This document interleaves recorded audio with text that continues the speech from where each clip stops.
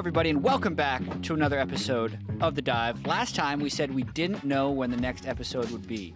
Turns out in exactly 7 days, the next week at the regularly scheduled time. Yeah. It's exciting. We're going to be talking about the LCK Finals as well as a little bit of a scouting the enemy preview for MSI for the LCK and the LPL. Good title, right? Mm-hmm. Yeah, and then we'll talk about solo queue and do some Twitter questions. How you guys doing? Definitely good. For an update, we also know when the next one after this will be already. Yes. Because we do have some downtime, so it's going to not be until the 7th. That'll be our MSI preview.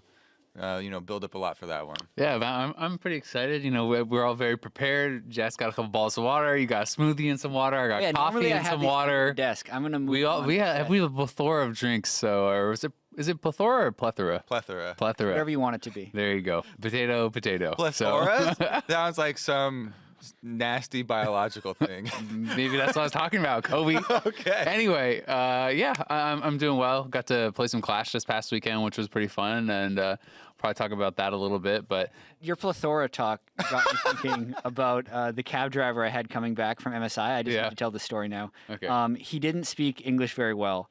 And he was like trying to be conversational so that he could learn the language better. And he's like, it's very hot today. I'm like, yeah, but at least it's not hot and humid like in Miami. And he was like, sultry. And I'm like, what? I don't think that's the word you're going for. And he's like, no, sultry, S-U-L-T-R-Y. And I'm like, I'm gonna look this up. I don't understand what you're saying. And the first definition for sultry is hot and humid. Wow. So he actually had the perfect word to describe what I had just told him.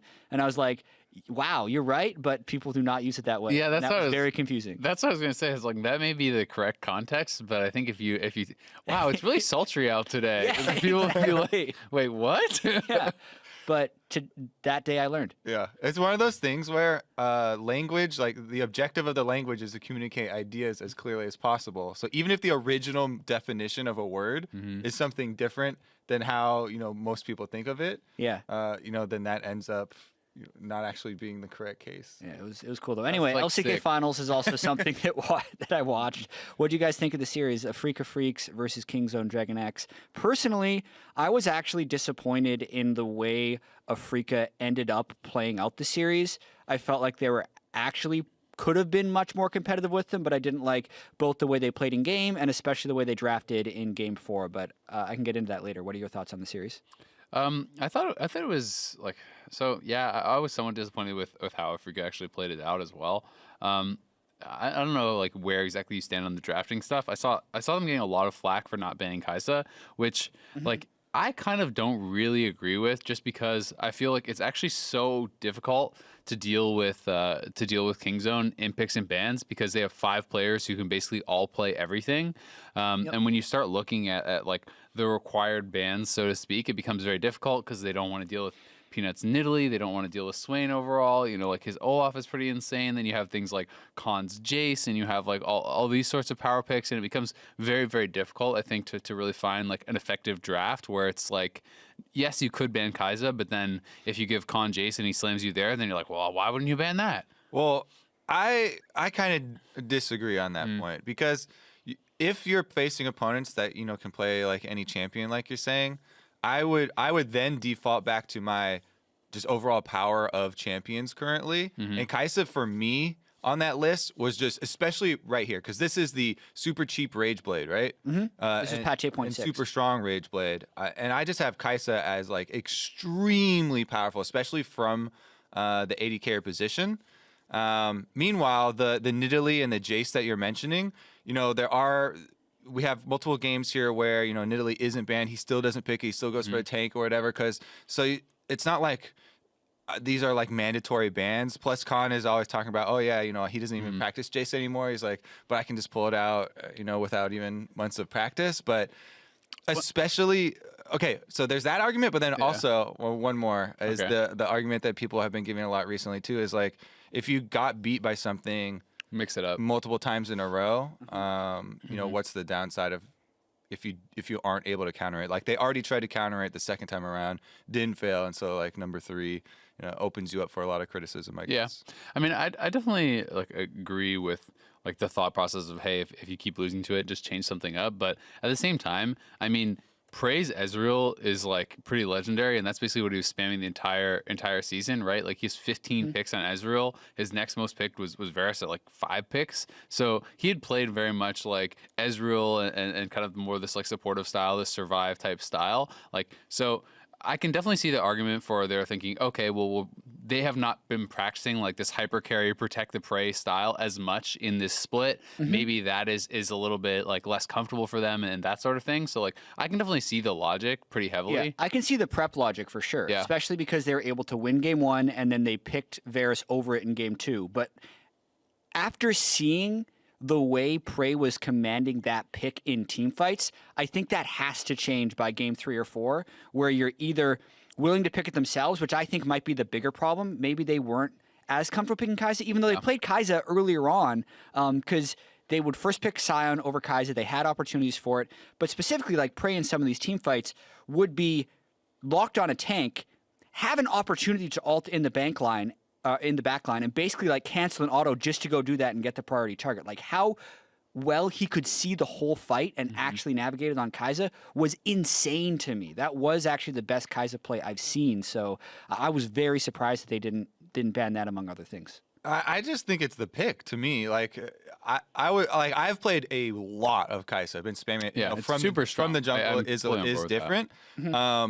And I was like, yeah, like that's what Kai'Sa does. There wasn't actually a big moment where I was like, pray, like no one else would have thought, to be able to do that or whatever. But he is incredible. That's how you're supposed to play it. He's but an he was incredibly, just like super to good at it. Zale's point, he's obviously an insanely good AD carry player. And you're mentioning all these other AD carry champions where, why wouldn't you worry about his Ezreal? Why wouldn't you worry about, all these things? But let's go into the strategy with that a little bit more, because they also talked about after this, we didn't have to show any more strategies because we literally just got to play, this one strategy. And so they have a lot of, things prepared for MSI. Kai'Sa, as a champion, everyone's like, oh, she's just OP. She does so much damage. She's actually even more OP in the way that they used it and drafted around it, because she has huge synergy with crowd control abilities. Yeah. A lot of her damage does come from that passive stacking with the auto attacks, and if you can stack plasma with other champions, which all of these tanks do, they serve this double purpose. It's a very big, beefy front line that also can stack your plasma for you and allow you to kill other tanks. So by turning the game into well, the first one was like a 7-tank game or whatever. Yes. Yeah. If you can turn the game into like a 7 or 8-tank game, Kai'Sa excels at killing tanks due to her passive and Rage Blade, and she also synergizes very well with tanks on her team. So I just thought that this was a very intelligent overall strategy by Kingzone to incorporate a champion that is so strong right now in kind of the perfect conditions. Especially game 2, I think, was a perfect example of that, where that was the game that actually super slammed, and they ran Morgana, Sion, Sejuani, and Cho'Gath. Yeah. Like Black Shield and a bunch of tanks. It's like, and all those guys apply CC so easily, so you're getting so many passive stacks from that.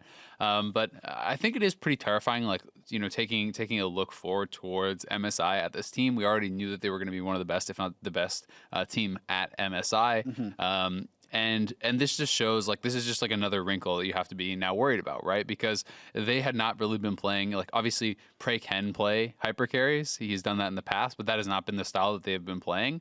And it's just yet another thing that you now have to be worried about, right? Like, okay, well, now maybe you have to ban the Kai'Sa every game, but they can get advantages in every lane. He's comfortable playing a secondary role. Like, they all play so many different things and play it so well that this team just becomes so terrifying, I think. Like, when, people talked so much about Khan's Jason in the past, right? And he's able to get that in game 4, right? In the pivotal game 4, because there's all these other things that they can also do so well. I mean, he can play the tanks incredibly well. Like, Nidalee can play tanks. He can play the DPS. You can do all these different styles. You have your mid laner playing Sion and Talia, and like, there's just, they feel like they can just do everything, and it becomes just, how do you ever like have a winning draft against that? It feels almost impossible. You were going to say something, Kobe? Huh? Or have I mean, that's that is an incredibly difficult situation to pose a as a question. This is the best team in the world, and they play all champions. So you're saying, how do you outdraft? Well, I just mean it's almost rhetorical, right? It's like the answer is you can't, right? Like, and that's why they're so scary. But my point was that I feel like basing a strategy around Kai'Sa right now is like one of the best strategies that you can possibly have, Totally. and there is no replacement for a Kai'Sa as a champion. Yeah. Some strategies you can like, throw a couple bans at this tank, but then there's another tank that could easily take its place, or there's another long range carry or something like that that can take its place.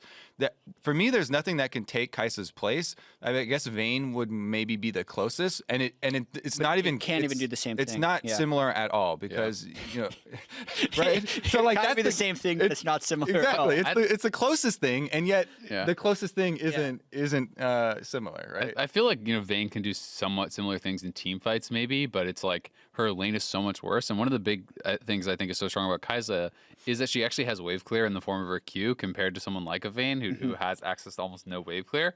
But yeah, I mean, I'm fully on board that like Kai'Sa is a really strong pick and is going to get a lot of bans in MSI and going forward. It's just more. I felt like on Reddit and social media, I saw a lot of like, oh, the reason they lost is ban Kai'Sa type thing. It is among the reasons and they lost. it can be counted in one of the reasons, and I think you can attack the draft, but I just think it's so hard to actually properly draft against Kingzone. And like Afrika had actually, I think, drafted really well throughout this season and throughout playoffs. They got their coaching staff got so much credit in the semifinals and these sorts of things for how well they were playing with Vel'Koz and Yasuo and finding ways to fit in all these unique picks. And that's why I was disappointed, right? Because they consistently switched it up on teams in order to find advantages. Then they let Kai'Sa through 4 times, but I'm not even going to talk about that anymore. It's the fact that they have this Yasuo pick that Kuro's pulled out against Taliyah that works really well. And then in the deciding game, when Taliyah is blind picked, they pick Azir.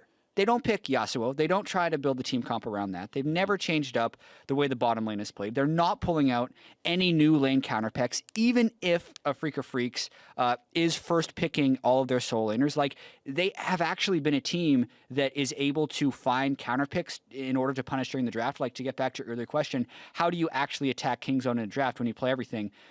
In the same way that you attack anyone in the draft. Like, you need to blind pick certain positions. You need to know what counter picks work for that.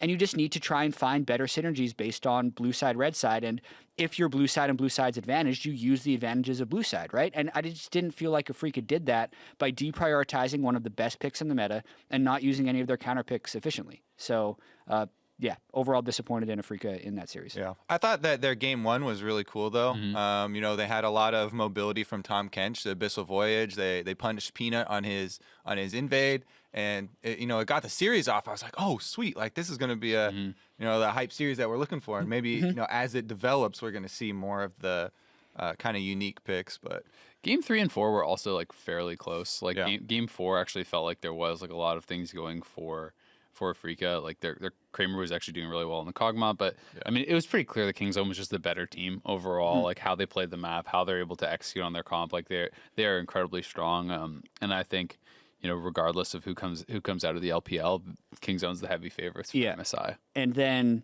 this was a question I liked. We also got it on Twitter from LawVolk26. Who would you replace on Kingzone if you could? And is there any player? It's essentially that theme of the question. People say, wow, every single player is good. I remember last year with Longju, when we were doing top 20 players at Worlds, we had 4 Kingzone members in the top 6. Yeah. Like BDD was top 6, Khan was number 2, you had Praying Gorilla up there as well. Now they've added Peanut for Cuz.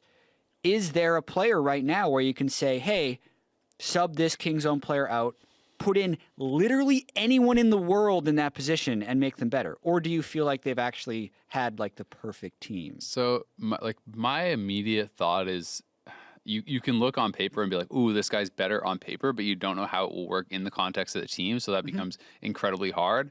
But I mean, I could see people making arguments for like Score or Faker or something along those lines. But even then, like everyone on Kingzone now is performing so incredibly well that like, there's no like, oh yeah, that's the right choice, right? Like everything would be like arguable, perhaps. Like there's some that you could maybe argue individually this guy's better, but can you say that Faker is going to perform better along with these players? Is Score really going to fit in as well with Khan and these sorts of things, right? Like maybe it's better, but if it's better, is it even much better? Like the team is just ridiculous. Yeah, I would definitely say no. Like I wouldn't replace anyone. Yeah. Because to add on to Zale's points, we've seen how important, teamwork and communication and And when I say communication, oftentimes even I'm talking about like nonverbal communication. Like Prey and Gorilla have played together so long that there's so many things they don't have to communicate, right? Yep. When Right. something happens in lane, you have to react, right? If someone's out of position, oh, this is my opportunity for the all in or whatever. There's no time for one of them to be like, let's all in now, or hit him with the binding, give me the black shield or whatever. And that's a big reason why, like, I don't think replacements. Maybe if you're saying you're looking 2 years down the line or whatever, Yeah. or, or a year down the line or Yeah, something. it depends how theoretical you want this question to be, because I think the closest analogy to this for me would be when the Golden State Warriors added Kevin Durant. So they had won 73 games in the previous year and lost in the finals, but 73 regular season wins was more than any other team had won in the history of the league. And then Kevin Durant's this free agent who is probably top 3 players in the league. And they just got to add him to the team. And people were like, whoa, oh my God, they're going to win 77 games. But they didn't, right? Yeah. They won like 66 or something. They won fewer games. And they did win the title at the end of the day. But you could clearly see that they had to learn how to play with this other amazing player on the team. So I think in the immediacy, switching out BDD for Faker would actually make them worse in the short term. Yeah. But if I'm actually like the King Zone GM and they're just like, yo, Faker wants to join, what do? You take him. You put him in over BDD 100%. What, I would take him, but I don't know if I'd put him in over BDD 100%. Not for MSI, but like Yeah. it's in the offseason. If you're looking long term, Take Faker. BDD is really, he's incredible. He's good, and he's got but it's Faker. yeah. I mean, He's like 22. He's not over the hill. he's gonna be able to continue that's to true. develop. If anything, I'm not sure if you heard, but he's Faker. Do you know who he is? yeah. Yeah, someone like Uzi, I'd be more skeptical on only because of the synergy you have with the duo lane. But like even Smeb versus Khan, maybe right? Like, but or score for Peanut. I think I actually do that as well. If I was trying to make the perfect LCK team, I think I'd take Score and Faker and add them to that team, and that's it. I think the synergy point is really the best one though, like about not wanting to replace something unless you're looking long term to your point, because it is really crazy, and I'm not sure like if people realize how big of a deal it can be, like even just from my experience in WoW, playing with some of the I played with a lot of people who were like the best or some of the best, and got to play with people from different teams and different regions and stuff, and like it would be insane when I'd be playing against someone who I know is maybe the best in the world at their class, and I'm like, wow, their team is so amazing, and then you play with them and you just like lose every game, and you're like, I know you're really good, but you're not in the place I'm expecting you to be, and these sorts of things, like especially when you're playing with someone for years, like all these little things, like you said, the nonverbal communication, like you just expect them to be doing something that they're not, right? And and that can completely throw you off, and you can lose to players who individually are actually quite a bit worse than you if they have better synergy, right? And I think that is the biggest argument for like don't make any changes. Yeah. But, we did say, you want to add something on King Zone first? I was gonna continue the King Zone conversation. What do you got? Go ahead. I was going to move it on to, LPL, but I want to do that in a moment, but now I want to say, okay, how do you beat King Zone? Because we're Team Liquid or we're Fnatic. how about how about we're IG? We're IG? Yeah. Okay, so what I do is I look at Longzhu and I say, how did Samsung beat them in last year's World Championship? Because it's 4/5 of the same team, and they got 3-0'd. Yeah. Malzahar was a big pick in that series. Control picks that could make quick plays and didn't have large amounts of counterplay were big as well.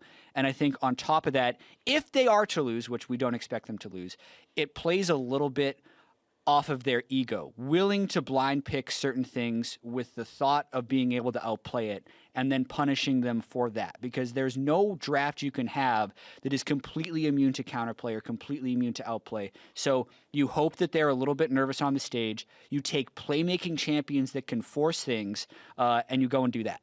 Yeah, I like that point a lot because the first game that they lost was because, it wasn't wholly because of catching Peanut on the invade, but they were quick to react to the tendencies of Kingzone. Yeah. And then when they got an early lead versus Kingzone, and Kingzone didn't get to do their normal rolling it forward and pressuring the game with the early lead that they're used to having. So I think that that's definitely a good one to bring up, and I think that as we're talking about IG and like Invictus Gaming and their ways to try and take them down. Right. That's a super early game team. Like they've been snowballing out of control in LPL. And that might be an area where, they could try and attack them. Yeah, and just for context, we're saying Invictus Gaming because they only lost one game in the regular season. They're still needing to play semifinals and finals, so there's a lot that could happen. Also, we're big rookie fanboys. Yeah, EDG as well usually does. Thank you very much. Have a pretty good playoff showing. There's a pretty good chance they play them in the finals, but there's still a lot of power. You got RNG in that finals, Rogue Warriors. Like, there's good teams that are in the LPL. It's definitely possible that they would lose, but it feels Kingzone-esque in that like they were so insanely dominant in the regular season. They crushed the top of the competition, towards the end of the regular season. But either way, back to as far as like how you beat them, I do like looking back to past failures that Kingzone, has had. Like you're talking about Worlds, but at the same time, I felt so much of their Worlds failure was due to they're underperforming rather than Samsung's like incredible kind of like taking a part of their strategies. Like looking at how BDD especially I think performed, he was a really big one that stood out as like he is making so many mistakes that he did not make during the regular season. So like them gaining that experience I think makes them more formidable than they perhaps were at Worlds last year. But I do think that, playmaking early makes a lot of sense, and you have to try to play to their tendencies, right? Like when you have someone, if you are like assuming IG makes it or whatever, when you have someone who is like the Shy, who is willing to play these incredible volatile like carry versus carry matchups, if you can play to some of Khan's tendencies, if you can get him into like, a bad Jace matchup, like have some sort of pick prepared, things like this, I think those are ways that you can actually take over a game, right? Because if Khan is going to play into that tendency, if he wants to play that sort of style, a Jace from behind is incredibly weak. And the Shy is like one of the few people in the world that I'm like, okay, well, you could probably actually play carry versus carry and maybe you could win. So I think you have to just try to play to your own strengths and try to like, prey on the tendencies of Kingzone because there's so much, documentation of how to play against this team. IG, Kobe. Let's go. How do you beat IG? What's your profile of IG?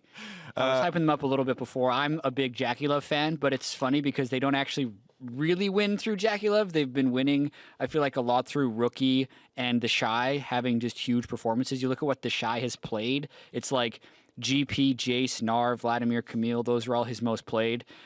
Potentially worrying if it is literally actually all Ornn and Sion now, but they've been destroying people. So I was doing research on IG, even though because we watched the LPL playoffs and IG hasn't played yet. But I went back to research them anyways because we do expect them to at least be very heavy contenders for MSI representation. The Shy had a very good Ornn game versus Rogue Warriors in week 9. So he like hasn't played nearly as much of the tanks as Duke and stuff. And for most of the season, it was like that sort of thing where Duke was doing that and Shy was playing carries. And they also they have Duke, map. right? But exactly. Duke I'm is pretty sure also extremely good. He's only played a little bit by comparison, though. Yeah. But I do think. Much like Khan has played some tanks as well. I think like the Shy, he looked just fine on the Ornn to me. There was like one mistake late game, but other than that, like he had really good roams. He had good team fighting with it, and that's a super small sample size. But me just seeing like one game like that where he represents it well, maybe like okay, I'm not too worried about it. It's kind of the inverse of the Impact thing, where Team Liquid are going to be North America's representative, and a lot of people are like, oh my god, but it's going to be Conqueror, and that's going to destroy all tanks, and Impact's garbage on carry champions. You can only play tanks. First of all, I don't think that Impact can only play tanks. I think that he can also play the carry. Maybe he's going to get absolutely blasted by like I mean, Khan also and Shy. Like those are going to actually going going to be like the most Sky-like top lane carry players. But I'm not quite as worried as people are making it out to be, especially since Conqueror did not actually end up removing tanks from the game or whatever and making all top lane matchups about carrying them. So. It's definitely an interesting balance. I think one of the most interesting things also for Invictus Gaming was how quickly they're winning so many of their games, and they were splitting up the map really well. So when I think about things to worry about, And I'm always thinking about it from the NA perspective, Team Liquid. It's like, how is Team Liquid? Lots of things to worry How about. is Team Liquid? Yeah, how is Team Liquid gonna deal Lots with of things. it? I got a list. Yeah, I was like, all right. Well, one of the biggest things is going to be how, in a lot of these games, you're seeing like 4-man roams to one area of the map, or 5-man roams to one area of the map early on, and then continued, constant switching of lanes after that. But it actually gave me confidence in, our finals weekend when I saw actually a lot of movement from Team Liquid as well. So as long as they're not getting stagnant and they are willing to make like quick lane rotations, covering lanes like that. And I don't know.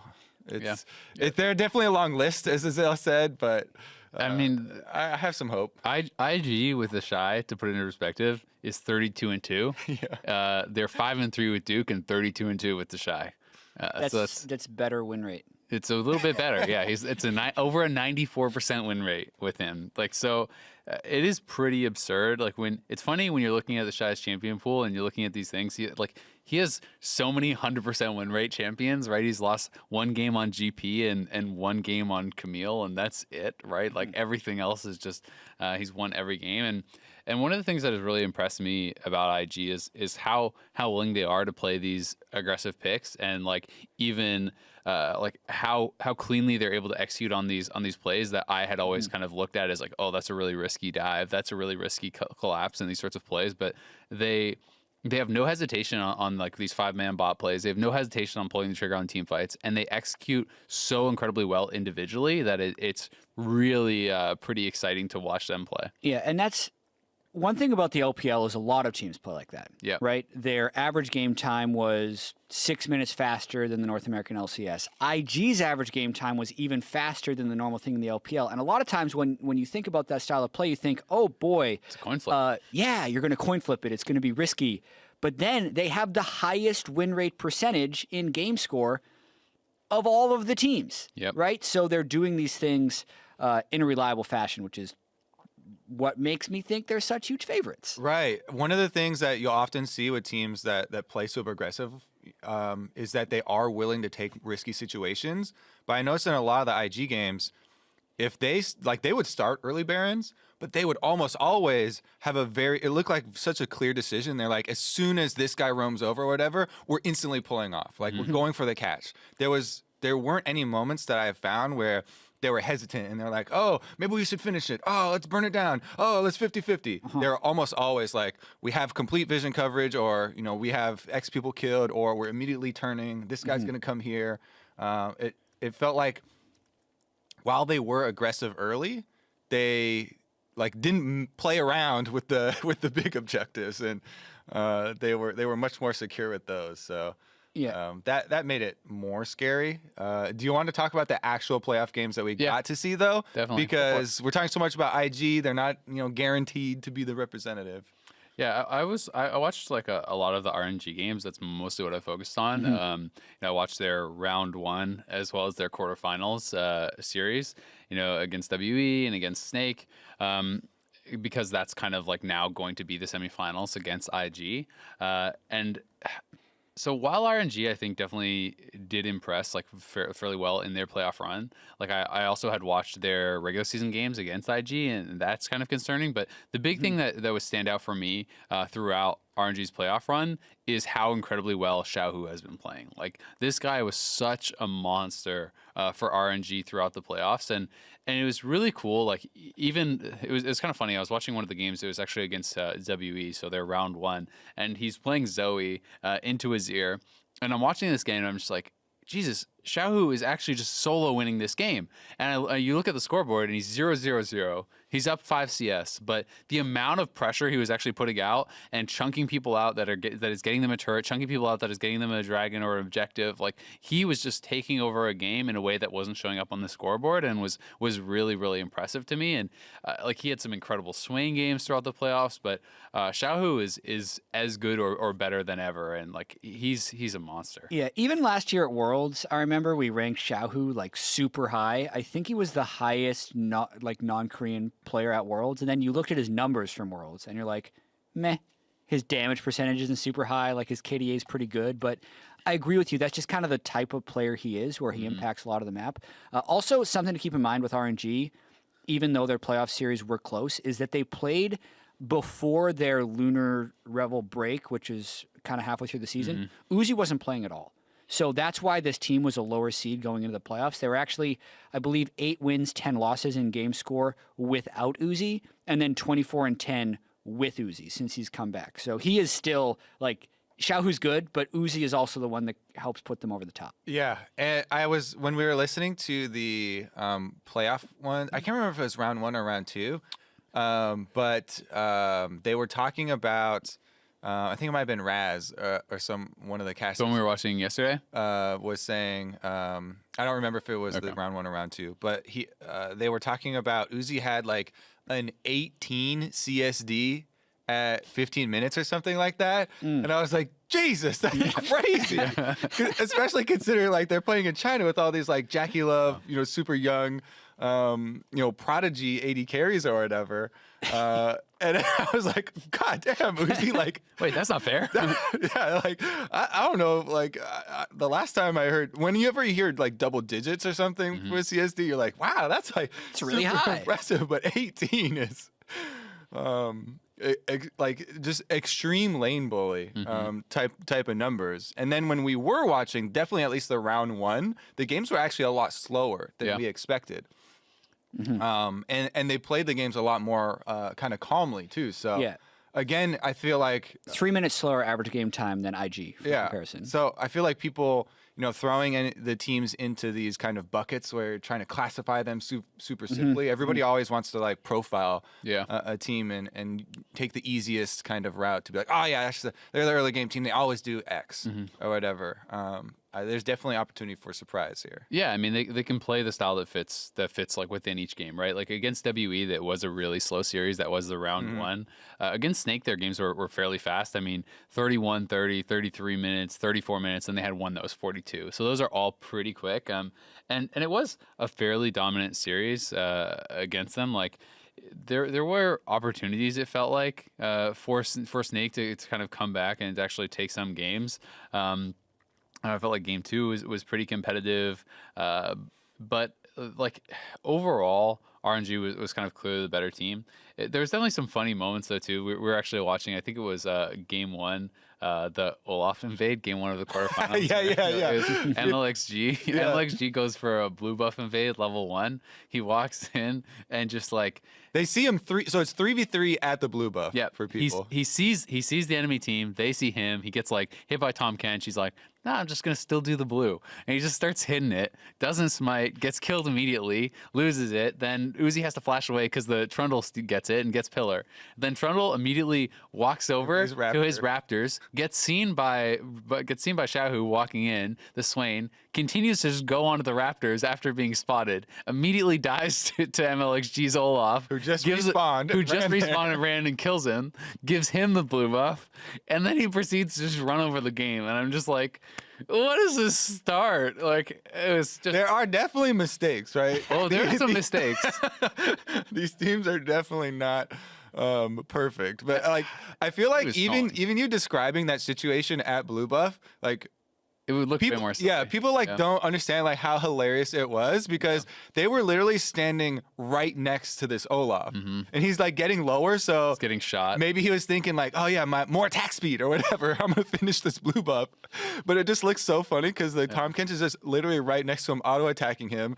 And he just auto attacks him to death. And you're like, oh, he's dead now. Yeah, I mean, it's funny because like RNG got Karsa, right? And like Karsa was supposed to be this big upgrade, over MLXG, and people are like, wow, like now they have a consistent jungler and they're going to be way better. But they're still using MLXG. Like, and MLXG has these super high moments and he has super low moments. I mean, that was super boneheaded play. Game 3 was the only game they lost in the series, and he went double Hunter's Talisman on Gragas and is just like down almost 2 levels against the Sejuani, who's just slamming him in the early game, like after his wrong purchase and everything. Like he was already behind, then he bought the wrong item, and he gets even more behind, and you're just like, MLXG, come on, buddy, like get it together. But then he pulls off like some really nice plays, and he does have very high moments, but it still feels very much like MLXG from Worlds, where he's you never know what you're gonna get, right? He's gonna pull off the sickest play in the world, and then he's gonna immediately like walk into a tower, flash into a wall, and die. He's a jungle hero, but he does have a tragic flaw. Yeah, yeah. Yeah, and that's going to be I'm excited to see them in the playoffs, like against IG. Yeah. Right? Because it could be Karsa or MLXG that played. Karsa's actually played 4 more games than MLXG, I think. There's a 4-game difference between how much they've played during But the regular MLXG season. has been the only one playing in the playoffs, which makes me feel like they're more confident in him. Another thing that was kind of fun to me was watching some of the builds and stuff in the Snake versus RNG series. Like Vladimir, they were doing Shirelia's Rush every game, and so they picked it a couple times on Snake's side, and they were doing like the 10% CDR talent. They go Shirelia's into a Fiendish Codex and Lucidity boots, and off of like under 4K gold, they're at 40% CDR. Yeah. And then they actually just sit on the Phoenix Codex, and we're going straight into a Death Cap, and then coming back later for Azonia's, and it actually seemed like a really, really strong build, and made me kind of want to mess around with it, because Shirelia's is just like so good on Vladimir. It's the health, it's movement speed, it's AP, and it's CDR, right? Yeah. It's like the perfect Vladimir item, and it just seems like it's kind of replaced Proto Belt in that build, and actually seemed more effective. It's movement speed and on-demand movement speed, Yep. right? Like it's both. It's not just the active item. Yeah, passive movement speed, yeah. I think this is probably better suited for the patch segment and solo queue, but I think Shirelia's is a really good item in general. It just doesn't have many champions that it fits on. So I'm like, I'm constantly trying to find champs that the item makes sense. I think it makes sense on Singed and Vladimir, obviously. But I also think it's good on like Ivern. I think Bard is good with it. I don't know if Karma's good with it because it's a little. You already have such amazing team movement speed already with the pick, but that and Twin Shadows are actually really, really good items now that they've kind of been moved away from the support line. But that's a bit off topic. I think whenever I see Reverie, I get a little bit excited. It is kind of cool. I actually saw Swain playing with it the other day too, and it actually worked pretty well. Just essentially like it was phase rush and It makes sense, yeah. And it was kind of just like he would pop that run into the middle and then proc phase rush, and he just like be zooming through the a lot of fight. champions that don't necessarily need the mana, but want those stats. Yeah. It's a very small subset of champs, but Yeah. when you hit it, it works so well. It's pretty interesting, but there's one of the things, like another thing, and this is kind of like a little bit off specific topic, but like something that always bugs me about pro play is how under prioritized healing debuffs are. And it happens in the NALCS, it happens in the LCK. I mean, just something that bothers you about all games of League of Legends, Yeah. because like no one in solo queue builds that stuff either. Yeah, well, I do in my game because No, but he expects more Yeah. from the pro game. I also Yeah, that's Solo queue also is like, whatever. It's a that's- bunch of... it's true, right? You Like got to there's people, get your third Zeal item before the oh my god, Executioner's dude! Calling. So in game 2 of Snake RNG, so Snake is running Vladimir, Trundle, and Swain. Those champions don't heal. as well as an Ezreal, his lifesteal, and then Alistar. So like some At like 4 minutes in, Azale turns to me and he's like, if somebody doesn't buy like the first or second item Executioner, I'm not watching the rest of this game. Yeah, and I watched the rest of the game. A, I was a liar, and B, the game ended at 33 minutes, and no one had a Morellos, no one had an Executioners, no one had any form of healing debuff on RNG side, and they won the game. But that's not the point. So they didn't need it. You would have won the game more easily. I mean, the amount of healing coming out is actually insane. I don't understand why people refuse to spend 800 gold. I mean, the worst part of it was when Uzi already had like his 3 items, and he buys a Hex Drinker and he has another longsword. I'm like, oh, finally. Like, it's not even good to upgrade the Maw. That's an Executioner for sure. Yeah. And they upgrades the Maw. And I'm just like, come on, man, give me something. He wanted the CDR from the Caulfield's Warhammer. Yeah, he did. All right, that's all Got I it. got. But please, build Executioners. It's so much better than Lord Dominic's against teams like that. It's actually insane. Yeah. I think it is funny. You're about to say it's not even funny. Yeah, I It's think that pretty was funny. That was funny. People just need to look at the item as far as like effective damage that you're dealing. People all look at it. Like I even had this conversation with Stixay, and he's like, yeah, but Lord Dominic's feels so good because your numbers are bigger. I'm like, yeah, but if a Vladimir is healing for 1500 and you apply healing debuff, you have to look at it like you just dealt 750 damage. That's insane. We need to have numbers for the healing denied. Exactly. With the big frowny True. face Yeah. that pops up over the enemy champion. I like it. Then people would buy it because it's actually OP. Yeah, Reckless doesn't almost ever build Last Whisper items. Yeah. You notice that? I have noticed Everyone that. else builds Last Whisper, and Reckless just nah. I like how Reckless just buys as much attack speed as early as possible too. Zerka Greaves. Zerka- He's like, give me started all the every time. daggers too, and he's like, one more dagger, hell yes. Yeah. and then he actually like makes use of it. Like Yeah. it's really. I like it for how he plays, actually. Yeah, exactly. That's why I really enjoy it because it is unique, and he's obviously extremely successful with it. But like, you have to be able to maximize those, attack speed breakpoints, right? He's still moving in the small times where there's downtime on his auto attack.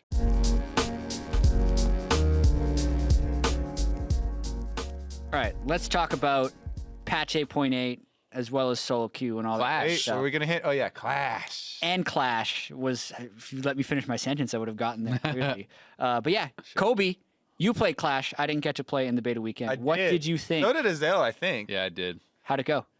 Did you play Saturday and Sunday and win the So championship? mine was an unlucky experience because we tried to queue Friday and Okay. the servers were just exploding because everyone was trying to do it. Okay. So it wouldn't actually let us like update that we had tickets and lock Sure. in. So we didn't get to do it on Friday. So I played on the Sunday.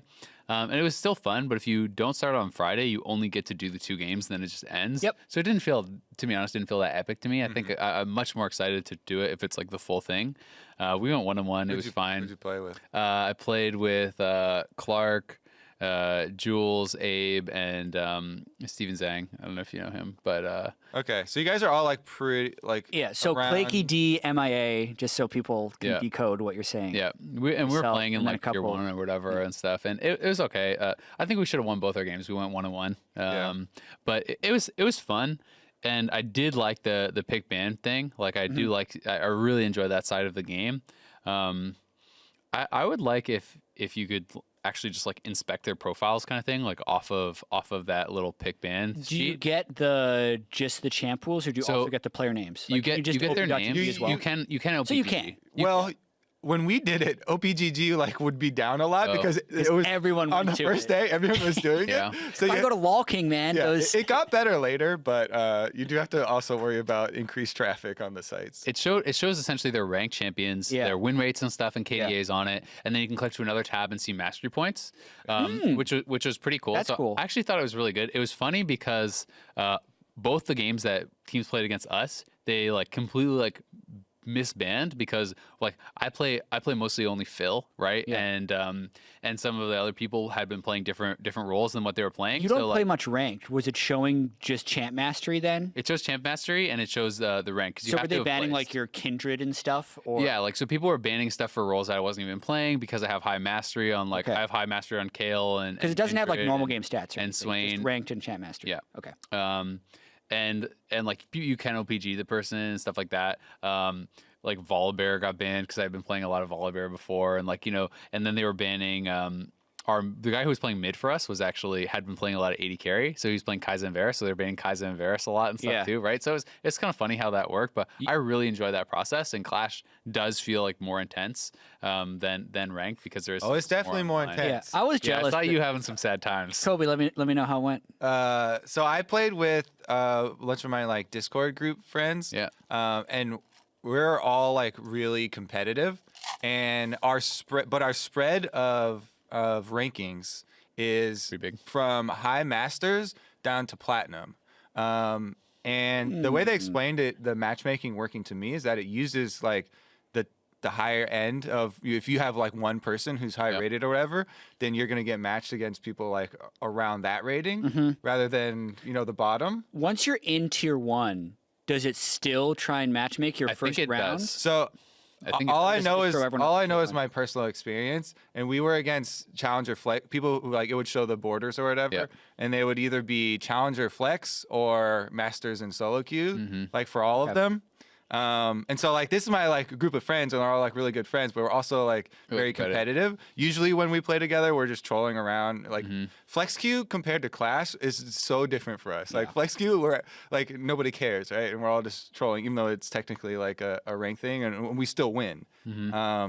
But it got, as soon as we lost like our first Clash game, it got like super intense and super awkward because like we have like one person's girlfriend is on our team, and like everyone's just like trying, and I made like a big mistake in one of them. I felt so bad afterwards because I felt like I'm letting them down. I'm letting my friends down. So like the I don't know, the seriousness with which people take it definitely was felt. And we had fun, and like we're probably gonna play more. But it was like afterwards, it was definitely a serious. Like we had like 4 hours afterwards where they were arguing about different mistakes and what to do here and what these sorts of corrections. Because like We're all like you're very down to just do competitive it again people. and win the game. So it's interesting because it's like the people that I was playing with are obviously like a lot more trolly, right? Like Clark and like he's never gonna care. Yeah, like I mean in Rumble he cared. In Rumble, and so like we're like our internal tournament, but I don't think he super cared about this, right? He was playing kind of more jokey and doing silly things and whatever. And I think it's interesting because I do think if you're gonna do Clash, you should do it with people who have doesn't like the same level of like try hard. You need the same level of engagement. Yeah, across because the whole team. if you have a Kobe who's like, this is life or death, and then you have I wasn't even the most competitive about it. Well, but you know what I mean. Like if you have someone who's super try hard, and then someone's like, haha, I'm gonna do Braum AP jungle, and then, you're probably not gonna have a fun time. Yeah. But it did feel really cool. One thing that is kind of, I mean, it only affects like a tiny portion of players because like under 1% is diamond or something like that, or 1% is diamond. But essentially, when you are like in tier 1, you do like I kind of came to the realization that I'm never gonna win Clash ever. Like that's never gonna happen because for me to actually win, like I essentially would have to like beat Team Liquid. It's like or Immortals, because that's what they queued with. They queued with Cody Sun and I think Flame. Yeah, like it's Does it ever get all the way up to that level though? Because it does. There are so many. Oh really? So like if you're in tier 1. It's a 512 team bracket. That's the thing. If you think about the filter, because it's 4 games on the first day, it's an 18 bracket on Saturday, and then it's a 16 team bracket on Sunday. And the 16 team bracket is filled with people who have won their brackets on both Friday and Saturday. So like you'll have to basically beat a pro team if you want to win tier 1. Assuming they're still playing, right? Like because it's like you have to win 9 straight games. And so I do think it tries to match on MMR once you're within your tier, because I did go back and I actually watched a lot of the pro teams playing, or the Super High Elo ones. I watched Stunt and a bunch of people playing, and I watched the like Smithy group playing, and I watched a few different groups. And Cutie Pie and them too. They all seem to match full challenger solo queue teams in game number 1. And that because our opener was not too much luck. So that is like every group that I watched. And I watched like 5 or 6 groups. They all match challenger versus full challenger in game number 1. So it's definitely trying to match MMR within the group, so that like your Diamond 5 group does not get have placed against a Worlds team in the first round of Clash. Right. But if your Diamond 5 beats the Diamond 1 team and then they beat a Masters team, then you're probably going to have to face the challenge. You will, right? Eventually. And that I was just like, holy crap. So the skill gap, like if you're at tier 2, it's like, ooh, it's like maybe the very bottom of Diamond to like Plat or whatever, and you're like, okay, that's a fairly big gap. But then you look at tier 1 and it's like D5 versus like, Worlds. I'm never gonna win. Like you actually have to beat Worlds teams if you want to win Clash. I understand that there's that realization, but I also think still that fun. it's kind of cool. Yeah. Right? Like you're never getting that experience normally, right? And because those teams just aren't playing, you're never going to match up with them in solo queue. And even when you lose, there's still ways to like re-enter the bracket at later days, so you can still have like an outcome of your Clash games. And it's fun and it's competitive. Like I see myself probably doing it like every time because I really enjoy that stuff. Yeah. I enjoy playing with a team 1,000,000 times more than solo queue. I'm always down to do group ranked, but I hate playing by myself. I just don't enjoy it. So this is really fun. It trains different skills too, and I think it's really beneficial to get an eye into the competitive again, right? Because we talked about communication like all year long so much, and it's such a different game trying to focus and come up with proactive plans like in the Yeah. future, set up plays while also communicating to everyone on your team and like doing all that without everyone getting lost and like forgetting what they're doing is super difficult. It's way different than like, you know, even like flex ranked and these sorts of things. Maybe it's a high level flex rank, it becomes more similar or whatever, but like, you know, solo queue especially, it's massively different because like, we get to play Riot Rumble, like, and that feels kind of more similar to this, where it's like it is not necessarily it's obviously not as high level of competition as like, you know, the LCS teams and all that, but just along the lines of like playing towards win conditions and playing with a goal for your team seems to matter much more, because the kind of dives and stuff that you would maybe try to pull off in solo queue are responded to much more quickly because the teams are all in voice, the teams are trying really hard and being serious in these sorts of things. So you have to really play like where your team is strong on the map. You have to play like much more intelligently, I think, in that style of game when everyone is trying to be very organized, everyone is trying to be very proactive and communicate. So like I totally agree, it tests a different level of kind of, or a different set of skills, which is really cool. And a lot of my friends actually were saying after playing this, it was motivating them to learn new champions, because I know a lot of people who play like one champion or two champions and they got banned every game in Clash. And so this was kind of like their motivation to like have a broader champion pool. And I think that's kind of cool to see that changing people's outlook or approach to the game. That's what I hope happens as well, because right now, going outside of your small pocket of champions is almost only punished within our systems. If you're going to learn a new champion or new role, you're going to just drop elo and you're going to feel bad. And then you're not going to want to play that and you're going to go back to your core champs. But when you can actually have the reward showing with like a better class showing once this launches and goes out, I think it'll be cool. I'm jealous that I didn't get to play. I went up to San Francisco this weekend, so I'll get in there next time. But you got to go to a dog meetup. I did. There were lots of Shiba Inus. How many dogs did you get to pet? Many dogs. And I only won one Clash game. I only got to play 2. Yeah, that's like nothing. I won 2 Clash games, but I you played lost all 3 the- days. Oh, that's unlucky. I don't even know if that deserves that deserves a pat on the back. That's a Yeah, you tried. But because we went 0-2 the first day, so everyone like that's why we were talking afterwards for like hours and hours. Oh. Everyone was like, You had to. should the team even stay together? so Do we then need to make some roster but the next swaps? day I was like, I just want to win one game. Yeah. We And get then you one did, win. right? And we won a game. I was like, yeah, We did it. Man, I got a banner. Yeah. you get a banner for that? Yeah, Going 0-2 and then winning a game? yeah. All right. I mean, it just sticks. I don't know if it's a default banner for Is it like a participating even, but participation? Well, you did- tried. we did win, and then like when we won, we got. I think it's like your first win, you get bonus victory points or something. Okay. But it like filled up the whole circle or whatever Oh. points. I don't know. Anyway, patch 8.8. I want to talk about that because it's a decently sized patch. Oh yeah. These changes will be in there for MSI. There's a lot on the docket, and we've already been talking for a while. So, what are your standouts of this patch? I would say overall mid lane. To me, there's so many mid lane changes. I mean, they're nerfing some of the big ones like Talia and Galio. Then they're reverting a lot of stuff for Ahri and LeBlanc. Ryze got some hefty mana nerfs. I feel like there are so many changes to mid lane that that's going to change competitive for MSI a little bit. Azir Wave Clear got hit Yeah. fair bit as well. You know, 15% off of like on rank 1W off of the non-primary target, so like the splash and stuff. So they're definitely, it feels like trying to bring back some assassins. You know, essentially mostly a revert on LeBlanc's rework. Ahri got some updates, so like those 2 champions could be coming in. And Ahri was something that was really interesting. We were talking about this a little bit earlier, and I was reading through the patch notes, and when I got to Ahri's Foxfire change, so it's okay, it's down 10 mana, great.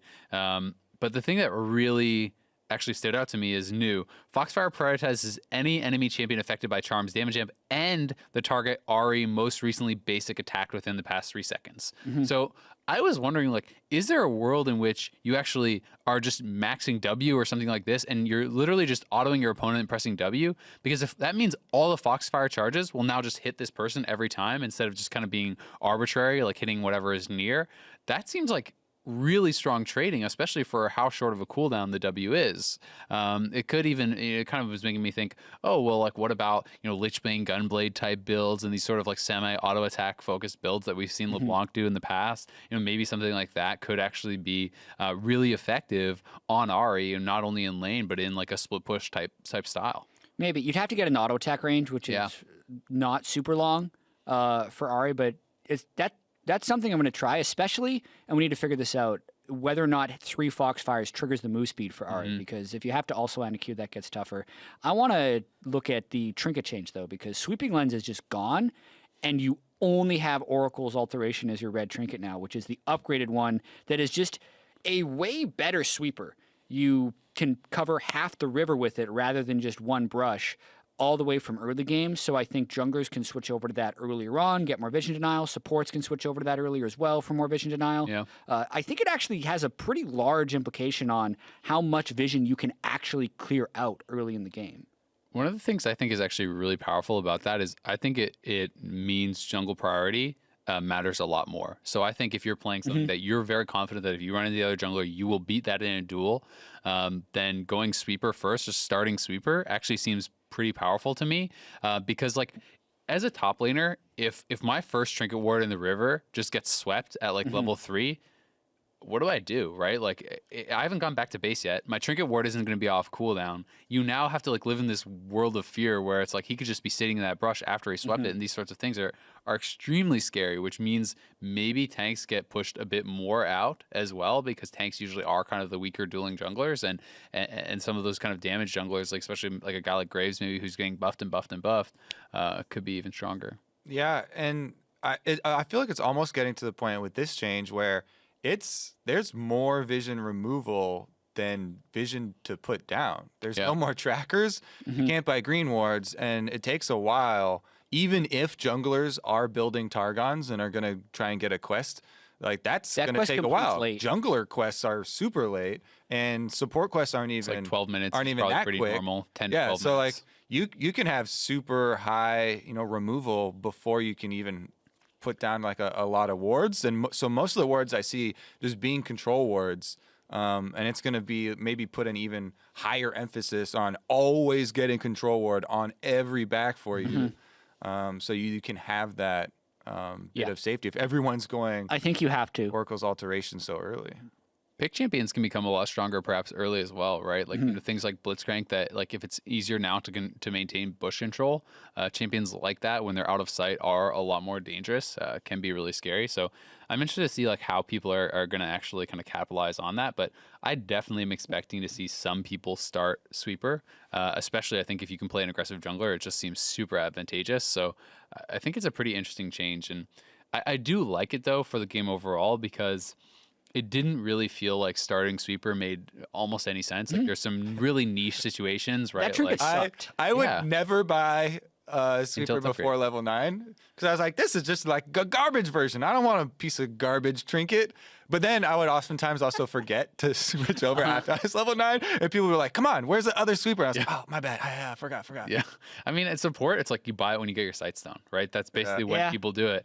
And then there's like some really niche things like to stop Shaco's starts, you can do that. Like, you can actually sweep a box at level Nidalee 1 as well. and Nidalee and some things, right? But like in Felt general, so there was garbage, no though. real use for it. So I think it's cool if you actually get some difference in some people are actually starting sweeper.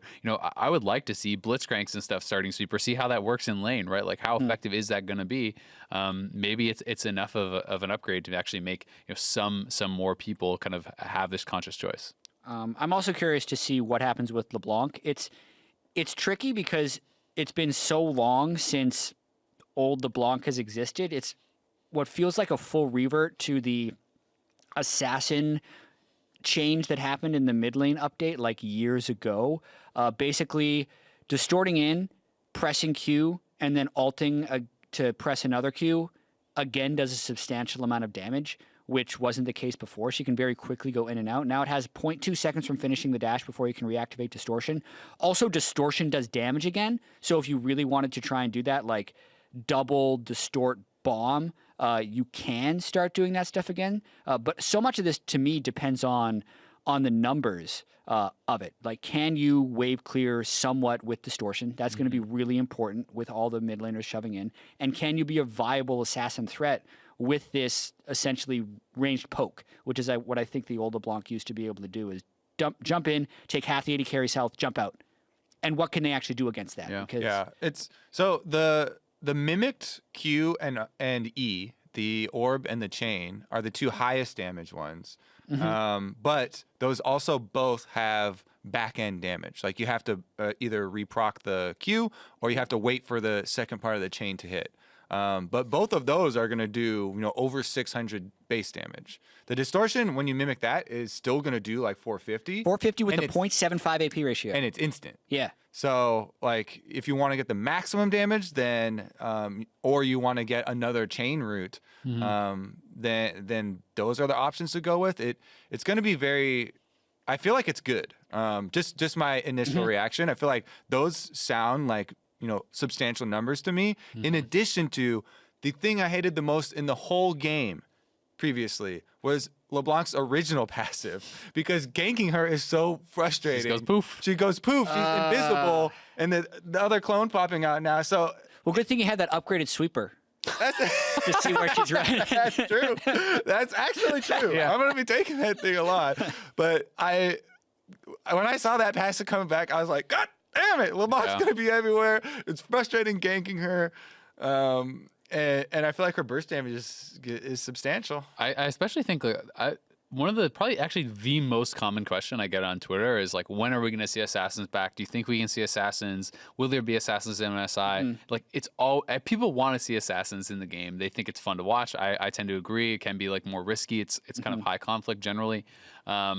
And with a lot of these nerfs that you're looking at, it's like, okay, wave clear nerfs, mana nerfs on Rise, and Talia and Azir and these sorts of champions. Ignite being buffed, last patch or a couple patches ago now, recently, and then potentially a stronger LeBlanc and Ahri and these sorts of champions coming back in. Like, I think all these changes, it's not just that it's being reverted; it's everything in combination. Certainly could push a champion like LeBlanc to the forefront, and getting to watch like a top tier LeBlanc is one of the most fun things I think in the game. While it's not fun to play against, I think it is really, really exciting. Thinking back to like Faker and his dominance on the champion, and those sort of players like at that elite level. And I asked for a bunch of Twitter questions before the show. Jarge sent one in, who's the Team Liquid analyst. I don't actually have the exact wording of the tweet, but he's essentially asking, like, do you think with all these mid lane changes, we will see a change from the like mid lane auto shove roaming out to something else?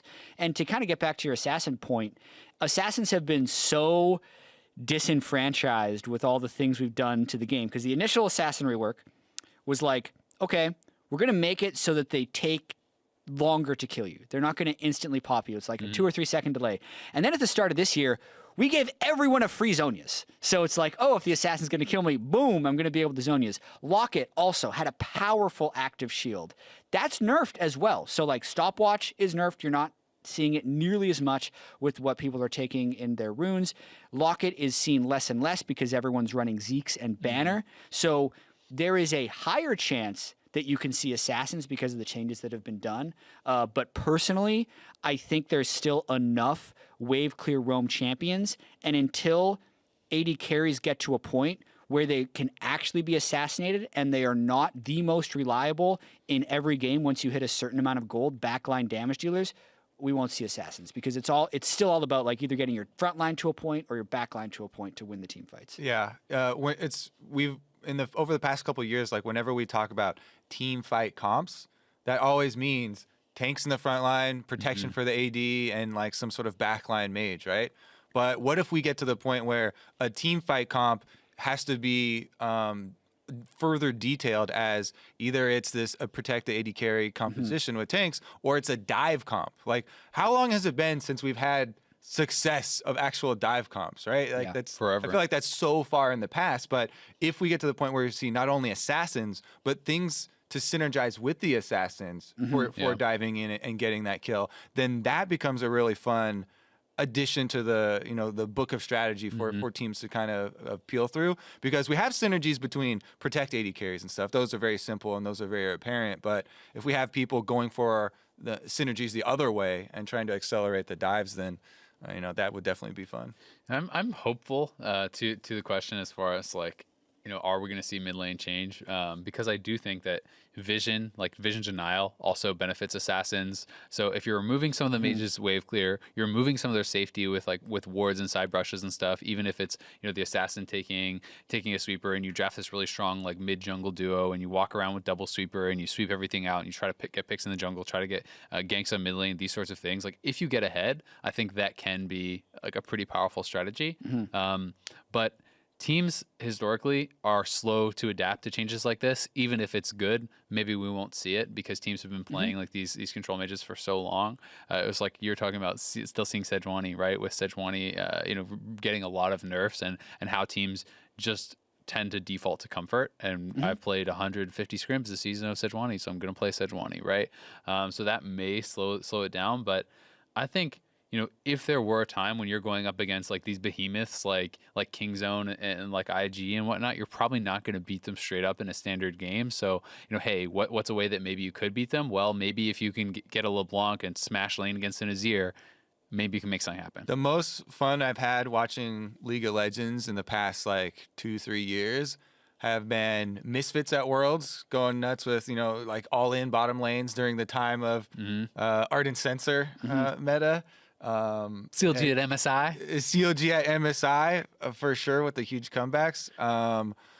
Gigabyte Marines with crazy early games, and then very very mobile mid games, trying to continually make plays in different areas and stuff. So I definitely agree with you. Like I want to see teams that have this pressure on them turn to innovation. And I think thinking about towards MSI, the timing of it makes that a little bit more possible because Team Liquid Fnatic have 3.5 weeks, a month before group stage happens from the end of their regular season to try new stuff. They're playing Fortnite. Whereas, yeah, absolutely. They're going to be able to drop in the right zone.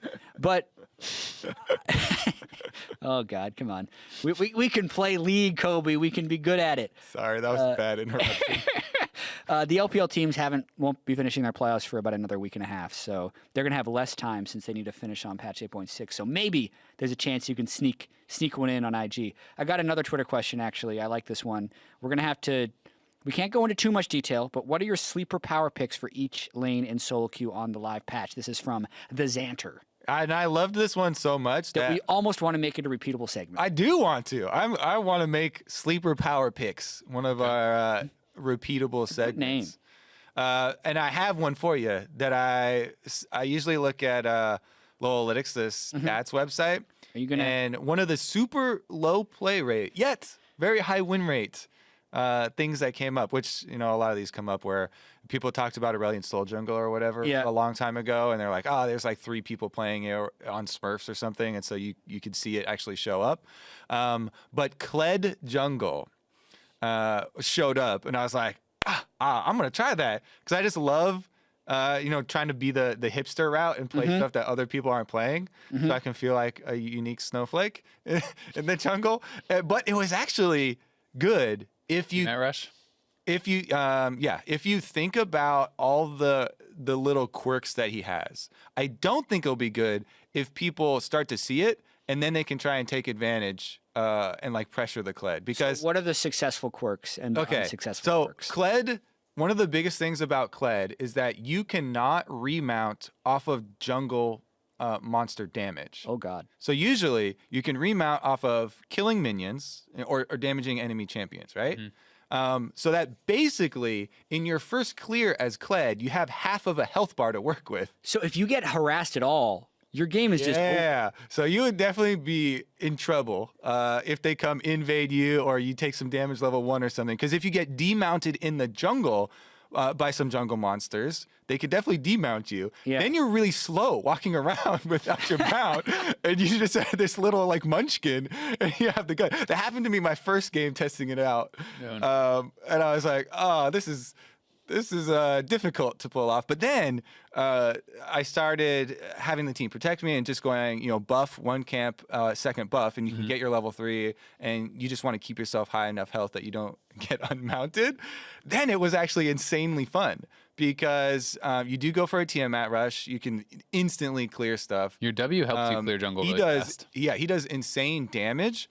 And he has a lot of mobility. Like, you can use the charge wherever you want. And his bear trap on a rope is actually very good for ganking. Plus, you have, like, the most annoying thing about Kled is always, his demounting thing or whatever. So you pops you out of CC or stuff, or like, and I'm a very like high intensity risky jungler. So I go for a lot of, plays like that where it's very helpful to have a passive, like a Zac passive or a Kled passive or something. And it was actually super fun. I started winning a lot of games afterwards.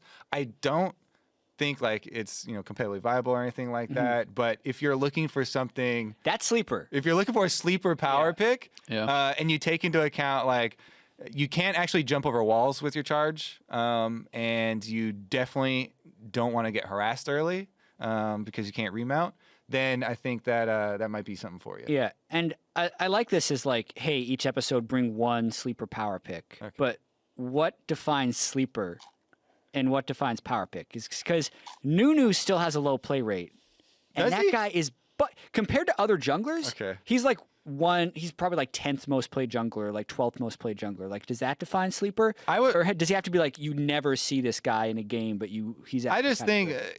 I don't know, something that you think is uncommon, I guess. And it shouldn't always just be like us going down. What's a high win rate? Yeah. Right? Yeah. It's funny because I was actually going to say Kled, but for top because I've been playing a lot of Kled. And I actually think he's really good with Conqueror. And he's just super fun. So I started playing him just kind of for fun when I was leveling a new account, just messing around. But I actually love Kled now.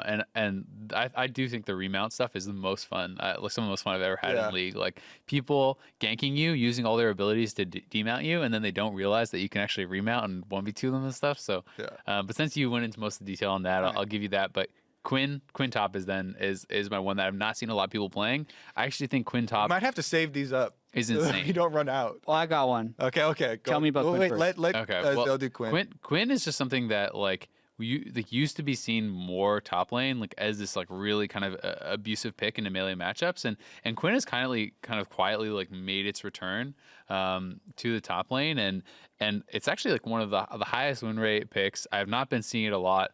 The amount of damage you can actually put out in lane is pretty absurd, and people are just going back straight to like lethality Quinn. It's feels almost impossible to lane against as most melee champions, like especially with a lot of people playing a lot of it like Aurelia and stuff like that. You can actually like kind of like vault him out of Aurelia out of the queue, and if you pull off plays like that, and it's the same thing with like Shen taunts and these sorts of things, you can actually interrupt dashes with it, and like if you do The that, vault is so troll. yeah, it's actually so hard to play. You ever played against. Volibear against Quinn? I don't know, maybe. You're useless.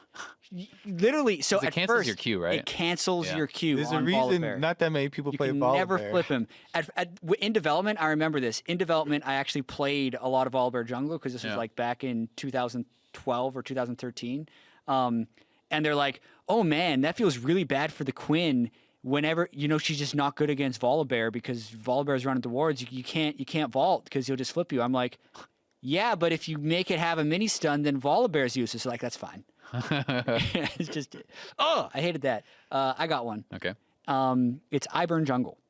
And I know that has been meta in the past, but specifically, it's all about just finding the right items to abuse. This is where I've found like my niche power picks. Previously, everyone was like, oh yeah, Ivern's the Ardent Sensor guy. It's not about that anymore. It's about, I go Guardian on him to get the Resolve stuff with Font of Life, as well as Revitalize to increase your heal and shield power.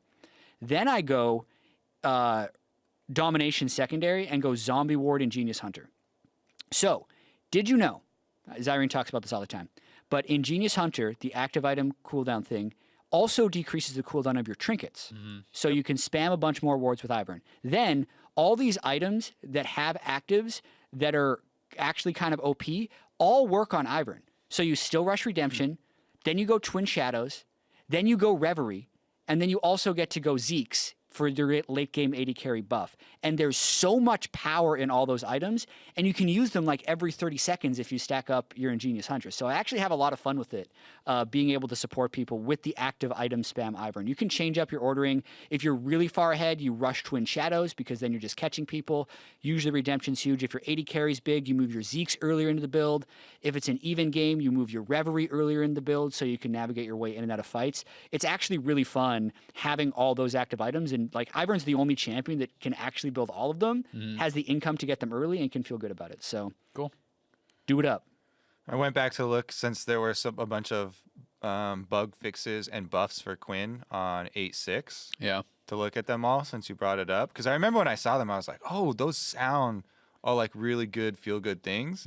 Have you played it since 8.6? Because this is saying things like your ult is not interrupted. You don't get kicked out of it by minions anymore. That's when I played it. That's when I started playing it. It marks everybody now. Like that's a huge burst of damage. Yeah. So Yep, you can get a mark, then you can vault for a mark and stuff. Like, it's actually pretty insane. looks pretty good. There's also like even against, I actually think Fleet Footwork is super underrated on a lot of those champions. Like I know a lot of people like going Electrocute and whatnot, but like I've played some range stuff top, and Fleet actually feels really nice because like range minion aggro actually is pretty significant. Like whether you're playing a Teemo or you're playing Quinn or these sorts of things, you can actually take a lot of damage from that. But having even just something like Fleet Footwork is often enough sustained to like negate any of the little kind of harass that can be traded back, and it can allow you to just like consistently auto, like going in and out of the bush, dropping aggro, and you can get a lot of punishment. All right, got time for a final Twitter question, and this, Azale, this may be my favorite Twitter question of all time. Yeah. I can't wait. Harry Cliff, Mr. Klaus Anderson says, @RightKobe, @RightAzale. We never got any post-game chat about NALCS Civil War on the Dive LOL. What did you guys think about stomping Kobe in less than 20 minutes? Ooh, I felt, I think it felt good. Yeah, we haven't really talked. It was under 20 minutes, too. Yeah. That's the important part. And the Rift Herald danced. The Rift Herald did dance at the end of that game. The only time I've seen that otherwise in smashing. competitive was Khan actually playing Nasus in Fnatic. That's the only time I ever. And that game took longer to complete than our Civil So War. really, what you can take away is since I top lane and Khan top lanes, and I did it faster. Did you play Nasus? No, I didn't. Yeah. Kobe, I mean, Kobe felt just great. looks not happy. You should go watch the NALCS Civil War if you haven't. Or don't. Specifically the No, 19 and a half minutes of the game. That was I have really fun. So I have not played Warwick since that match because that was it just felt like the dumbest thing where Camille support with her E just completely overrides my ultimate because you're unstoppable, but that doesn't matter because as soon as you end the ultimate, the stun applies. Yeah. So like I tried to ult him. There was a pivotal moment here. Jack goes top. I remember. He doesn't get you guys don't get a kill on the Clay. pressure the top lane. You don't get anything And you on have that Clay 3 Key. before a Drake. So I do the Infernal. I get an Infernal Dragon for it, and You then did. I'm going to turn bottom lane and like did. save our bottom lane who's getting pressured by the double melees. And Pigeon is with me on the Anivia. So we have 4 people converging on 2. And I ult over to the Camille, and he E's, and he just stuns me out of it, and they just kill me right there. And then everybody like walks away. So like you guys get kills on the bottom side too, out of like a situation that should have been completely ours, and that just tilted the Unlucky. shit out of me. Wild And then- Turtle. wait, I'm not done ranting. There's one more. People were flaming me for like Warwick ulting over the wall past Wild Turtle. Okay. Thinking I was trying to hit him. I was trying to run away from the 9-kill Yasuo. I wasn't trying to engage him. Correct. That is all. Now I'm done ranting. Go ahead. I had a Wild great Turtle time. opened my eyes Solo killed into... Darius a couple times. Got a lot of turrets. I killed his did? tail. That's good enough. Yeah. You did, yeah. I died once to Pigeon/Jensen because I was shopping. Other than that, I just shielded Wild Turtle. Wild Turtle opened my eyes into how amazing Ivern is with Yasuo. Like, I know he's a good melee enabler, but he is insane with Yasuo. So if I'm ever in solo queue and someone locks in Yasuo, boom, Ivern right there. He's already super good. You just shield him with the E. Daisy slow can down. give him the Daisy can give him his knock-up. ultimate. The Q is already a good melee enabler. It puts Yasuo right next to him without even having to expend his dash. It's insane. Yeah. It's And really then good. also when he's like killing people level 1, it helps. I think the Camille support was also pretty good. Smoothie balled out. Smoothie's nuts. It's probably just because he like pooped on me personally, but I was very impressed. he was really good. Smoothie's good. The interaction that you're talking about with the Warwick ult, it's funny because oftentimes the newer the champion is, the more priority it has in these There's a interactions. basic ability for Camille, man. That's my ultimate. So like even because that was one of the things I was actually complaining about when Camille was in development was playing against it as Shen. If I taunted towards the Camille and he hookshots towards me, he not only does he wins. not get taunted, like it stops my taunt, I don't deal the damage, and I get stunned and interrupted. So What like, about body slam? body slam? I feel like Camille's hookshot takes priority over almost everything. So I was doing some But I'm not sure specifically about with that. Cyrene between Alistair and Gragas. Yeah. And it was inconsistent. Like if you're headbutting a Gragas while Gragas is body slamming towards him, like, Yeah. either you're going to interrupt it or you're going to get hit away. So sometimes it's weird like that. But you did get destroyed on, Hey, Warwick. on Warwick. I'm never playing Yeah. him again. Free. Yeah. I was asking Kobe Stupid for ass. Warwick tips like a week before the game. And he was Yes. like, I'll tell you after the match. No, I was just, And then you're like, nah, I don't need him anymore. No, never mind. I did ask him for Warwick tips. I want to learn that champ. Yeah. But don't yeah, need to. He's stupid. He's stupid and he sucks. He's dumb. I should have played Shaco. Yeah. you should have. I thought you were going to play it. I almost banned it, but the team was like, we should probably ban Swain just in case they're going to try hard. We banned USA. We banned USA. Yeah. Yep. And you banned Udyr and Nunu. Yeah. The target bans. Yeah. Yeah. But he overcame with his pocket pick, Ivern. Yes. Yeah, it didn't matter. Didn't matter.